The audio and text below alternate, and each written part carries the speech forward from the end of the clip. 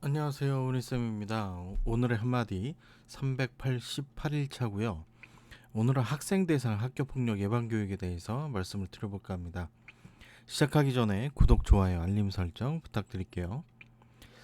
매 학기 1회 이상 학교폭력 예방교육을 진행합니다. 학교폭력은 학생이 신체적, 정신적 피해를 입은 경우 대부분 성립되죠.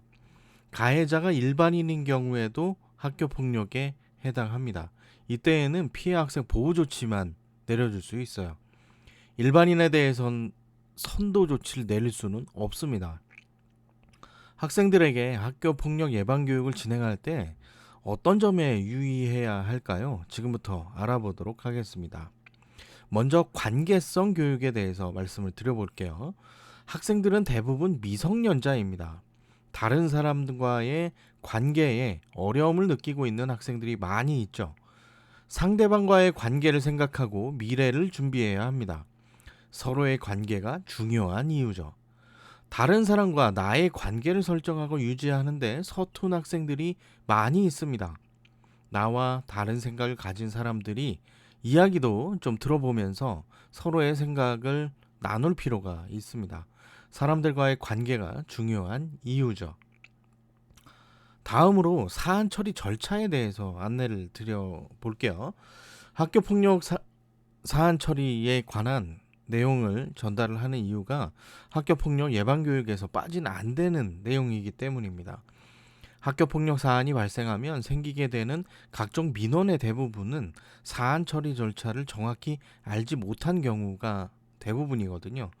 학생들에게 학교폭력 사안이 발생하면 담당 선생님에게 알려서 처리할 수 있도록 합니다.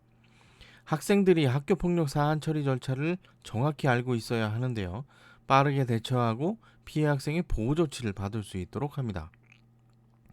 마지막으로 학교생활기록부 기록에 대해서도 말씀을 드려볼게요. 학생들의 학교폭력 가해 사실은 학교 생활기록부에 기록되기도 합니다. 1, 2, 3호의 경우 조건부 기재 유보가 되기도 하죠. 이행 기간에 처분을 이행하지 않거나 학교폭력 사안이 재발한 경우 기존의 학교폭력 사안까지 기록하게 됩니다. 학교생활기록부에 학교폭력 가해 사실이 기록되지 않는 경우 또는 학교폭력 사안이 결과가 가해 사실이 기록되는 경우 진로나 진학을 하는데 문제가 생길 수도 있겠죠. 적극적으로 학교폭력 사안이 발생하지 않도록 예방해야 하는 이유입니다. 학생들을 대상으로 학교폭력 예방교육을 진행할 때 어떠한 점에 포인트를 맞추어야 하는지 알아보았습니다. 제가 말씀드린 내용들이 아니더라도 서로의 생각이 다를 수 있음을 인지할 수 있도록 해야 합니다.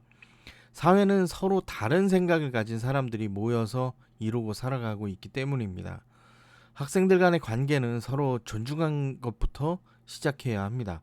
학교 폭력 사안이 발생하지 않도록 안내해야 할 이유 중에 하나죠.